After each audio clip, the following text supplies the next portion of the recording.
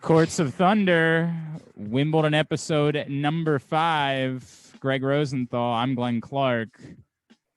We only have... I'm feeling it, feeling the beat, I'm feeling the end of the tournament coming around. Man, we're going to get into pain in a second. That's my first pain, is realizing that I'm not going to have Grand Slam tennis in my life here in a couple of days until the end of August. But it's what it is. It's what it is as we're winding down. The semifinals are set on both the men's and women's side. Greg, I guess let's start with pain today, and let's start on the men's side of things, because I think this one's a pretty obvious one for all tennis fans. Oh, I thought you were going to do the little thing there. Oh, you wanted me to hit I can do that. I was just going to get right into it. All right, fair enough. Here we go. I'm such an amateur. Oh, man. This podcasting game. I felt a lot of pain watching Roger Federer today. I think he did too. Men of a certain age, women of a certain age, who have watched, baby fed back in the day, till now, had their hopes high. I think when he first came back from his injury that he could just defy all logic and career arc and everything about tennis when he returned. And I think the reality is just setting in that he is a mortal man. And today's match was dispiriting. He loses in straight sets to Hubie Hurkacz, good young Polish player who's had one of the weirdest seasons ever. We can get into that. No doubt. But no doubt. Federer never had the juice today. And the second set, after he took the lead, he was up 2-0, up 4-2, played some of the most awkward tennis I've seen him play. The conditions weren't great. It was a little windy, and he just didn't seem to have it. He did not look graceful out there, to use that word again. He did not quite look like Federer. And I think this is what happens with older athletes. It's not so much that you can't summon up that skill that you have some days, but when you have to do it 7 days, it's not even so much the cumulative days in a row, I don't think, as so much as like some days you wake up and it's not there. Now that could happen in the second round. That could happen in the finals. Maybe you do get all the way through. But it happened today for Federer. I don't think Hurkacz had to play a great match today. I think it was more about Federer. I don't disagree. And I don't want to take anything away from Hurkacz, who, had to respond. He played 2 sets of tennis the day before against maybe the second best player in the world. Well, Rafael Nadal's second best, the third best player in the world, and then responded. And he was sharp. He was as sharp as he needed to be, given what was going on with Roger Federer. I think it's the nature of the third set. If Roger Federer loses today, yes, it's always going to be a bummer that it was. I don't want to feel like I'm trashing Hubie Hurkacz, who's a nice player. And as you pointed out, is having this weird season where he's now had a couple of very significant highs mixed in with. He is the most, we might as well say, it's the most like tennis season possible. He had a couple of okay results early. He's a top 25 player and rising. And then he wins Miami, which is the type of result that just hasn't happened in the men's game too often. Yep. A guy winning a Masters out of nowhere, but the big three weren't there, which was like, it still happened out of nowhere for him. But, and then he did a very, the type of thing you've seen a little more in the WTA tour, didn't deal with that success very well, lost 6 straight matches, literally hadn't won a match since then, and then now shows up to Wimbledon and comes back has played great at Wimbledon, comes back on Medvedev, and now does this to Federer. So all respect to him. But if Federer had played the way I think he played in the 2 previous rounds, it would have been a much better match. It would have been a close match, and I think Federer would have had a chance to win it, but he just didn't have it today. And it just looks so dispiriting in the third set. And that was why, ESPN wanted to make sure they carried the press conference. And you could feel like something that might make someone change their mind about whatever their plans were based on how that day went. I understood why there was such buildup and drama the way that third set went. That looked like someone at the end and recognizing that they were at the end. Now, there's no reason, as we talked about, everybody's so desperate to get to the part where all these players announce that they're retiring.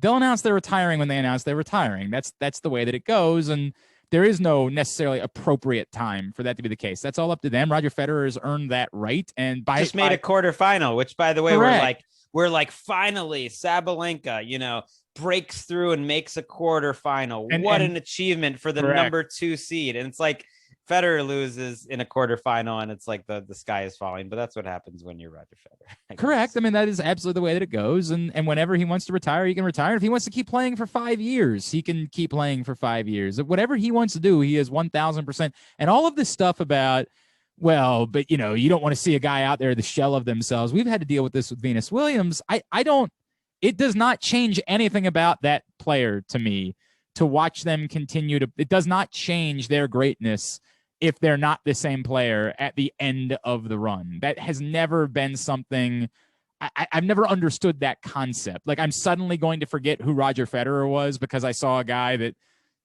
got bageled in the third set against, Hubie Hurkacz. No. Hubie!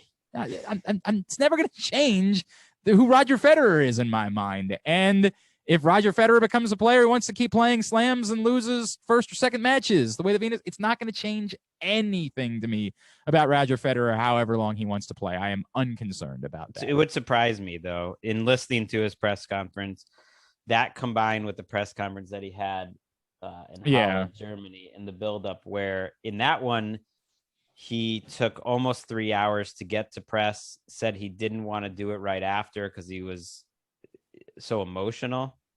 This is not the Roger Federer we know. No one shrugs off losses. Maybe he sort of used to fake it, I think, but in a positive way for him, that he never seemed to be bothered by losses. He would just shrug them off, and that was his way of coping. Because James Blake pointed out on ESPN, he's lost 250 times.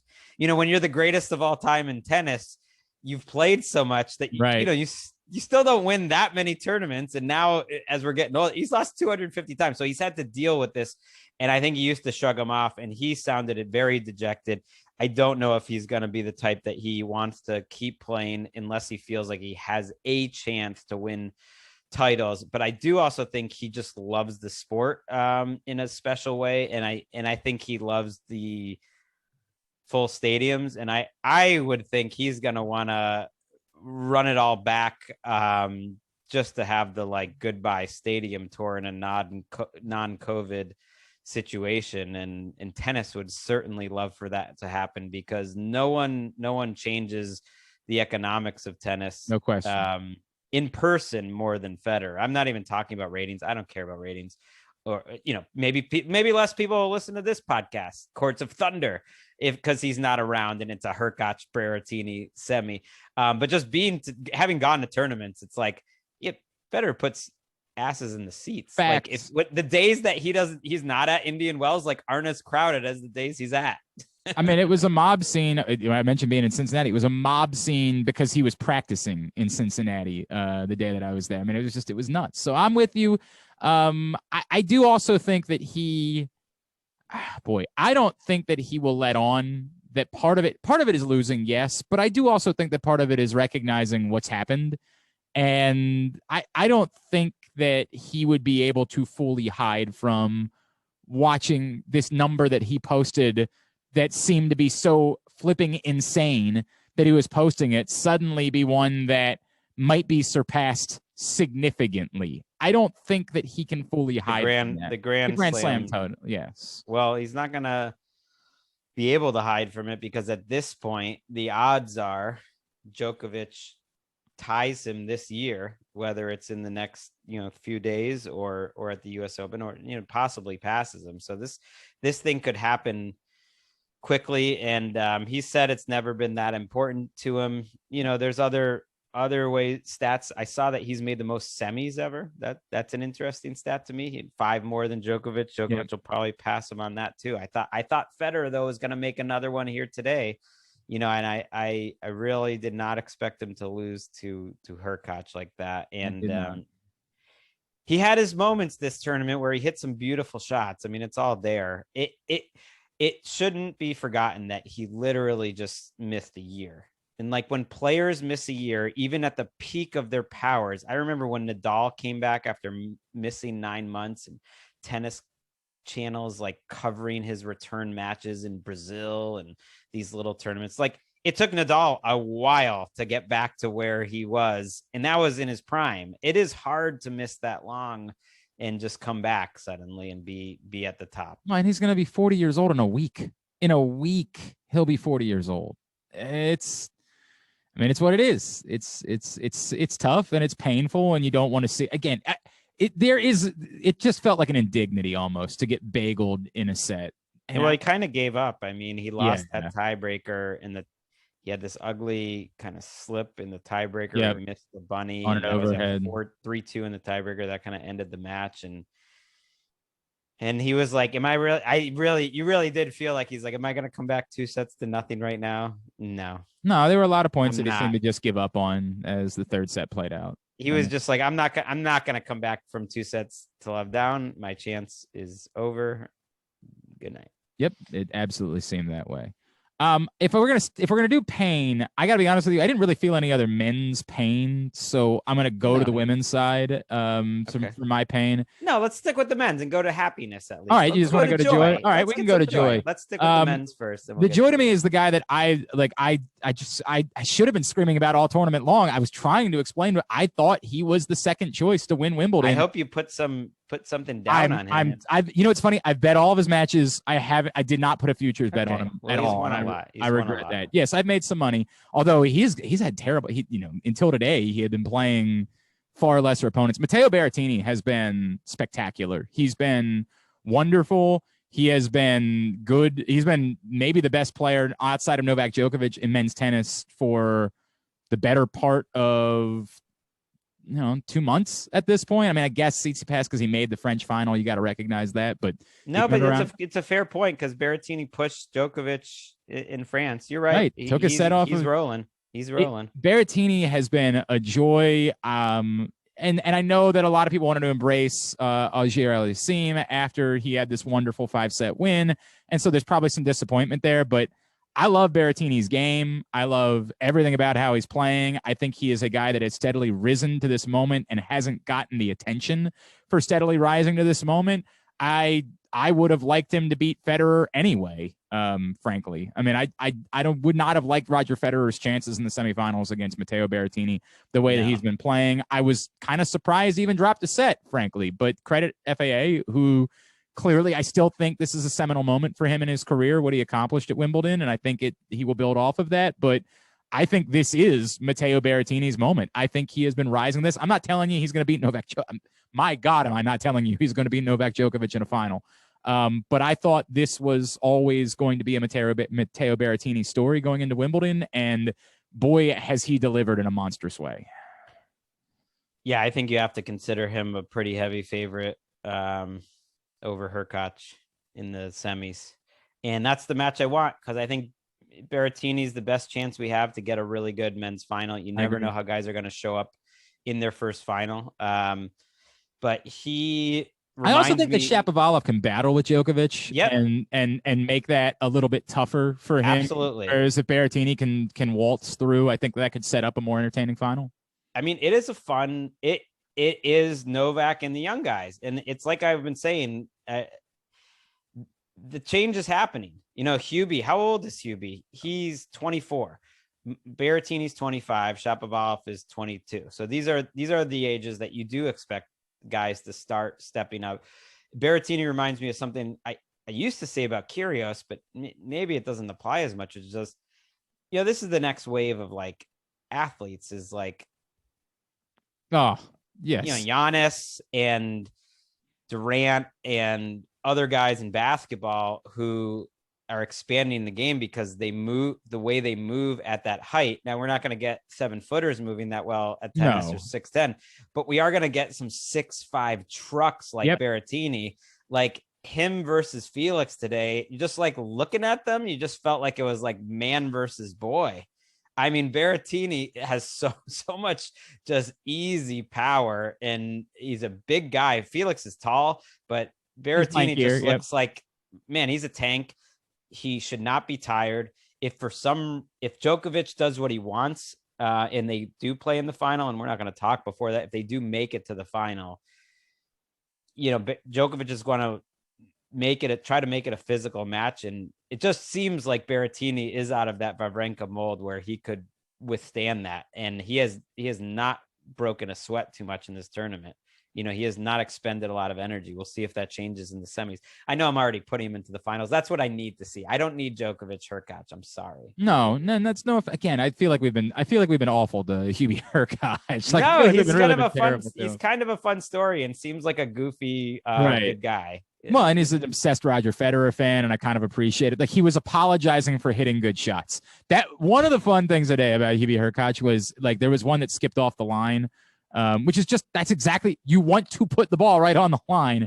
This isn't hitting the ball in the net and getting good fortune. He did exactly what he was supposed to do, and he genuinely felt bad about it because it hopped up on Roger, and he like apologized for hitting the shot. You're just like, dude, you're in the Wimbledon quarterfinals. You don't have to apologize for trying. You don't have to apologize for going for it. But I genuinely appreciated the reverence that he had.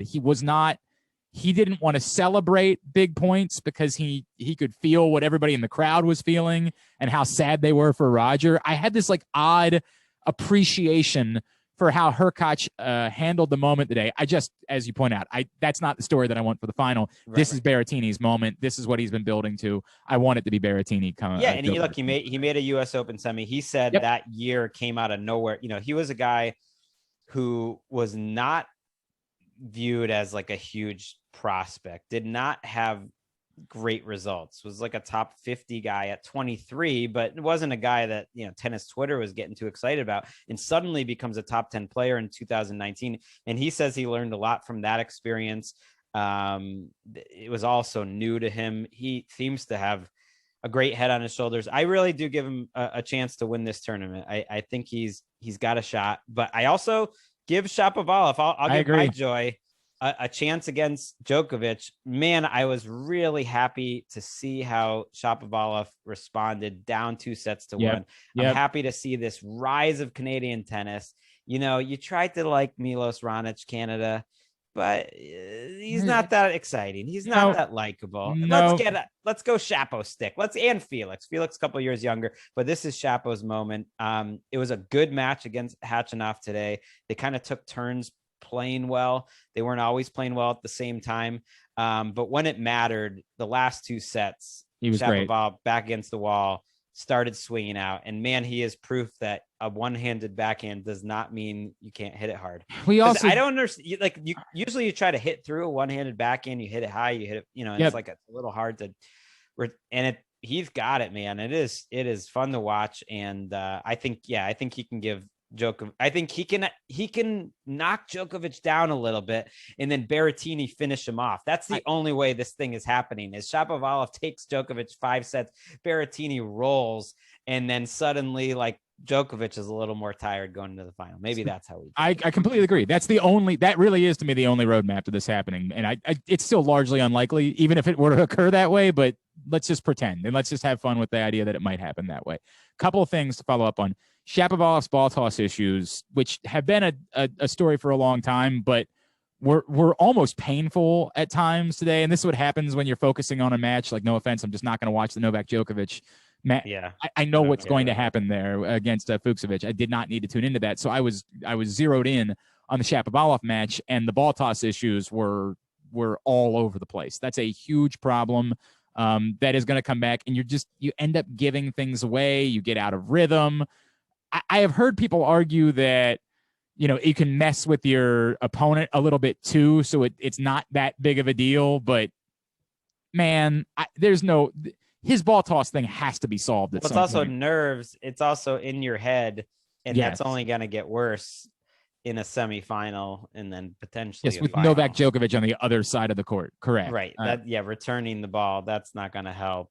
But I do like how he closed that match out. There was, he talked about the 4-4 game in the 5th set, which was everywhere. He had a lot of break points, couldn't capitalize. Each guy making some terrible shots, making some great shots, and he comes through and then goes down love 15 at 4-5. And I'm thinking, oh, here we go. They're just gonna like take turns kind of blowing it here. And Shapovalov then played 4 perfect points and showed no nerves. Yep. And I was like, wow, that is how you close a match. Those 2 sets, and especially those last 2 games were awesome. So it's fun to see. It's fun to see new blood at the business end of the tournament. Even though I wanted to see Federer, I do like seeing these guys, and it could be, especially if it's Berrettini, the guy no one saw coming. Because for all these young, if maybe he's going to be the one to give us the moment that we wanted, the next gen takes over moment. Maybe it'll be Berrettini who gives it to us after a million other people that we thought was going to give us that. Well, we had zeroed in on particularly the 4 of Team, Medvedev, Tsitsipas, and Zverev, right? Like we had zeroed in. I'm curious. I feel like Kyrgios, because it was just so all over the place, it was harder to really fathom him as being that right. guy, but even right? Felix as a secondary crew, Felix and Shapovalov too, and Berrettini wouldn't even have been in that. But that group of 4 were like the guys that broke through and were winning big events and were getting to slam semis and slam finals. And obviously in Dominic Thiem's case, he, kind of lucked his way into being able to call himself a Grand Slam champion because Novak Djokovic got defaulted. Which he still very much, you get to call yourself a Grand Slam champion. That's the way it works. He is. But it wasn't that moment we were looking for. Correct. And it happened in front of an empty stadium, right? Like, and it was the worst Grand Slam final of all time. It was not great. It was not great. There's no doubt about it. This gives me a chance to bring up something my son said during the tournament while we were watching Felix versus Zverev, and I forgot to repeat it here, which is he was like, Zverev is variable. I was like, I can't believe a 6-year-old just came up with that. That was so perfect. Perfect. I love it. But yeah, so when you say it's Novak and the young guys, that's a cool thing. But for the casual fan, they're like, yeah, but these weren't the young guys that were supposed to be there. Well, these guys are gonna be good. I'm less. I guess Hurkacz in particular still has to prove that longer term. But Berrettini and Shapovalov are so talented, they were always going to be really good. And the most likely scenario for tennis, other than this Federer, Nadal, Djokovic dominance, the history of the sport says it's not likely to be 1 or 2 guys who just overwhelm everyone, that there will be a lot of slam winners over the span of a 5-year, term whenever the Djokovic reign ends. And so I think all of these guys could end up getting there. I think Tsitsipas will win the French Open for sure at some point. I think there is no doubt in my mind that at some point Stefanos Tsitsipas is going to be a French Open champion. I think Matteo Berrettini is going to be a Wimbledon champion, whether it's this week or at some point. I think he's going to win that event. And I think Daniil Medvedev is going to win multiple hardcourt Grand Slam titles. I think he will win 4 to 5 of them. Maybe. Whoa. Boy, now I got to back off that number. I think he'll win. I just need to see this I need to see it all happen first. Berrettini, who knows how many chances you get. And that's why you got to take advantage. He's here. Yep. He's here right now, as a fan of a one-time Grand Slam finalist. I hear you. You never know when you're going to be back. And unfortunately, you usually have to beat Djokovic along the way. And hopefully he does, or hopefully, you never know. It could be a Berrettini Shapovalov. Oh, it would be so great for you and I would be so for it. And it would be everybody else in the world would be like, what a bummer. Oh my God. If it is somehow Shapovalov and Berrettini, I will be stoked for that final on Sunday. All right. Let's go to the other side of things. Courts of Thunder. Thank you. Mostly chalk. I guess we're going to start with sadness on the women's side. I think for both of us, it's Jabeur. That's the sadness because she was playing so well. She was such a good story. And look, I think Sabalenka, I thought Sabalenka was due for a big French Open. It didn't happen. She's playing unbelievably well. She's an awesome story too. I think we were just both really embracing Ons Jabeur. And so that was a bummer. Other than that, it seemed like everything kind of went about the way that you would expect it to go in the quarterfinals. Yeah, now it's kind of like looking big picture. The quarterfinals were a little bit of a bust overall. Like on paper, the matchups looked good, but both the women and the men didn't really have compelling matches. The Shapovalov Khachanov match was the best match of the 8. Otherwise, it was mostly one-way traffic. And that's fine. Usually that means it'll set up for like a better semi. Sabalenka Jabeur was really good for the first set. I do think draws really matter. And Jabeur having such a tough draw leading into that match seemed to take a little more out of her than I maybe anticipated. But I also watched that match thinking, well, this is peak Sabalenka. And if you're into tennis enough that you've watched her win these 500, rolled all these 500 tournaments up, or thousands, she started to, make some damage at the Masters level event, the thousands. Like, this is what you see. Like, this is why she is, ranked fourth in the world and is going to climb, like, because she keeps just destroying people. And it's just been on smaller stages, but it's been the top players. It's not like she hasn't destroyed all of the top players. She has. She has. Yep. She just hasn't done it yet. And watching that match, I kind of thought no one was winning that match against her that day, because I thought she played about as close to flawless as she's going to play. She hits out on every freaking shot, and she's got the biggest power in the women's game. And I think if she played like that 2 more times, she will be the Wimbledon champion. It's just, man, that's a hard level to keep up. 100%. And will her mental issues pop up? Because they certainly didn't in that match. She played amazing. It really wasn't that close. No doubt. And she's risen to this moment, as you pointed out. This has been her story to get to this place. And so I don't know. I'm starting to coalesce around the idea that it's her tournament to win, but then I remember, like, Ash Barty's been phenomenal. She's just been phenomenal and has been fun to watch, and has gotten the crowd behind her in a big way. They are all in on Ash Barty, and so I think that's the best case scenario for Saturday, is for it to be would Barty. Be a Sabalenka Barty final, right? 1 versus 2. I like any of these matchups, and that's, really, you know what, you're right, Greg. I agree with that. That any of these matchups work. I think the most compelling of 4 good matchups, it's easy. The most compelling is 1 versus 2, like a brilliant statement, right? But you're right. It's a different 1 versus 2 than normal too, because Barty has been a very good number 1 this year, backing up, but she was out all of last year, so you never even really saw her back up her season where she became number 1, and she has a Grand Slam trophy. She's only got 1. Yep, that's it. She's 25. She wants to start winning some. She wants to start piling some up. She's probably competitive and maybe surprised Osaka has 3 more Grand Slams than her. In terms of the tour level stuff, she's been a better player than Osaka, but she, so this is a great chance. And she's done the sort of thing that champions do, which is she sort of played her way into this tournament. I don't think I think Kerber and Sabalenka have played better than her on balance in this tournament, but Agreed. It doesn't really matter now. And her quarterfinal match from Barty was, I think, the best that she's played. So that's exactly what Osaka does too, is like, okay, I'm going to play my best once we get to the quarters. That's when it matters. And I think her and Kerber are closer to a toss-up than the odds makers would say, the way Kerber's played. But you have to give Barty a little bit of an edge. I agree, and I also think that, and not that the crowd won't be into Kerber. I think the crowd has embraced Kerber's story. Yeah, she won a Wimbledon. Correct. Yeah, she destroyed Serena Williams in a Wimbledon final. But it just seems like there's a relationship developing. I think that Barty has learned to play to the crowd, and the Barty party concept. Like, I think it has all kind of worked for her. Just the rhyming, so yeah. It really is all that it is, isn't it? Isn't that? It's all that it is, and that's all that she needed in order for it to make it work. It's crazy how that happens sometimes, or alliteration. That's all it takes sometimes to get people behind you. But I think the crowd is behind her, and I think I would also you're probably right that it's more of a toss-up. I'm trying to pull up the number right now. Do you know what the number is off the top of your? It's like negative 180 or negative like 225 or 230.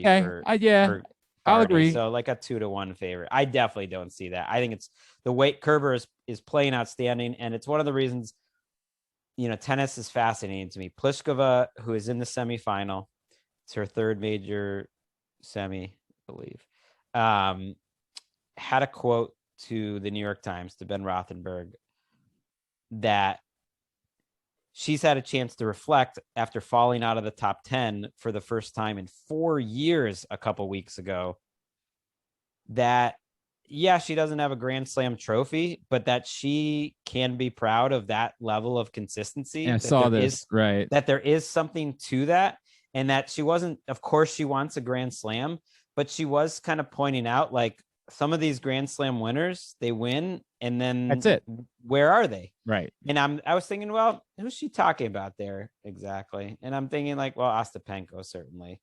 some of the ones that retired quickly after, like Panetta and Bartoli. But I was thinking, well, kind of Kerber.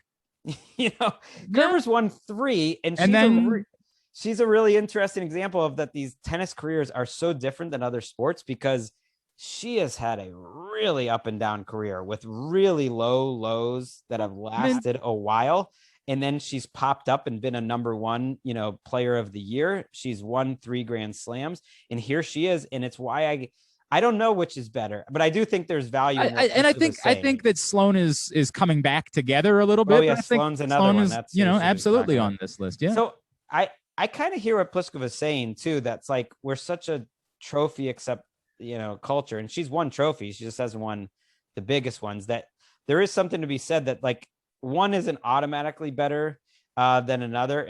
But it is interesting to me that now that we're here in the semis, I like see Kerber and I'm like, well, since she's here, yeah, she might as well go win it. Yeah. Right. And she might, because she's a, you can say what you want, Pliskova too, about that, but like Kerber's a champion, and like she has shown at these moments that she will play her best and that she can. And so that's why, like, if Kerber's holding the trophy, it's like, that would be a weird story. It would be a cool story though. But she's capable. She's won 15 straight matches right now. I think it would be a very embraced story. And I think her story has been embraced, of the idea that she was prepared to give up the sport, right? Like that it seemingly was over her. And now here we are. She's 2 matches away from being a Grand Slam champion again. It's the beauty of it. It's the beauty of starting over each match. I mean, each tournament from scratch. And it's the same thing of why Pliskova has to be so pleased. This was the tournament people thought she could maybe win, and she's had a really bad year for her standards. Hasn't had a lot of wins. And here she is, and she's playing someone else who's never been there. And again, Sabalenka's a pretty heavy favorite. And again, I think it's closer to 50-50, just because I think when you get to this stage here, a lot of it is mental and nerves and anything. And if you told me Pliskova came out playing pretty loose, like she just kind of feels like, well, no one expected me to do this tournament, I'm the underdog here, and she just starts serving, and Sabalenka has a couple bad points and gets in her head early, like that would not shock me. Pliskova is absolutely capable of winning this tournament. And as a few people have pointed out, maybe the 2 best players who've never won a Grand Slam, and they're playing against each other to make the Grand Slam finals. They're certainly, I would say, they would. I don't know who would be the even argument about that. Who else? I mean, Pliskova would easily be my pick, and then Sabalenka, the way that she's played the last couple of years. I don't think there's. I mean, Madison Keys would be in the conversation of. But not but there. No, not them. Absolutely not. No doubt about it. I'm in complete agreement. Do you want to go on the record? Do we want to make picks? Do we want to? Who's it going to be? I think I'm going to go Barty winning over Pliskova, which is not as like maybe entertaining setup as some other possibilities, but my gut is Pliskova pulls off a surprise. I don't know why. It's so funny to me. I'm more confident in Sabalenka. Like this is the I'm super confident in Sabalenka, and a little bit more questioning of the other side of things. It's a great semis. Like you've got a really young player, you've got a 29-year-old in Pliskova, you've got Barty, who's world number 1, and you've got kind of the old guard and Kerber. It's a great 4-pack. I love it. I agree. Anyone, and anyone could win. I really feel that way. 100%. All right. Anything else you want to cover? Well, I just want to applaud you. You're busy. You're working. You're about to travel down. Throwing kids in a car on the beach. You're gonna go drive to Florida to see your grandfather.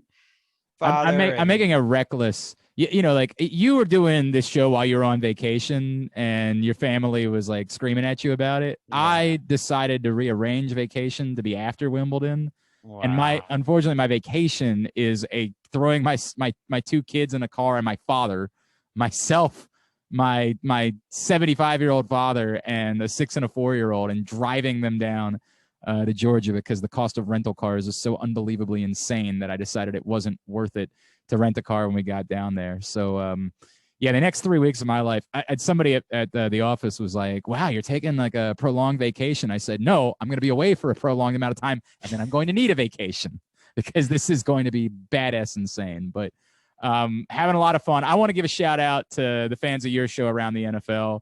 who could easily say, like, we love Gregg, but who's the dope that's hanging out with him? And they've been very kind to me, and that really does. I appreciate that. You have a robust audience that you brought. Well, we haven't done an Around the NFL podcast for 2 weeks. It's the longest we've ever taken off in the 8-year history of our show, or coming up on 9.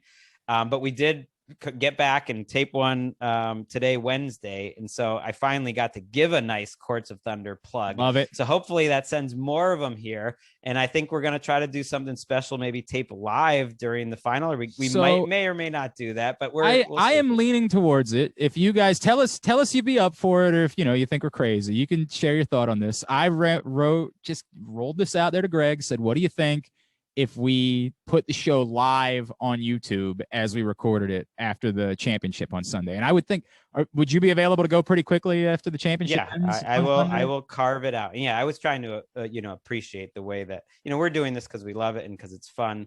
But I was appreciating you're driving back into the studio, you're editing it, you're putting it up. So it is a labor of love for us, and it's awesome that people have joined in. And yeah, I think that'd be fun. We're going to tape next after the 2 finals. So we got some big time matches coming up, but yeah, tape again to wrap it all up immediately after the men's finals are over. Head over to YouTube, shall we say? Yeah, I think that's the plan. Head to our YouTube page, which is just Courts of Thunder. You'll be able to find it there very simply, and you can react and you can respond and you can talk with us as we talk through championship weekend. And we'll of course put that up as the podcast. 100%. All right. Thank you, buddy. For Gregg, I'm Glenn. This has been Courts of Thunder. I just want to hit the sound one more time.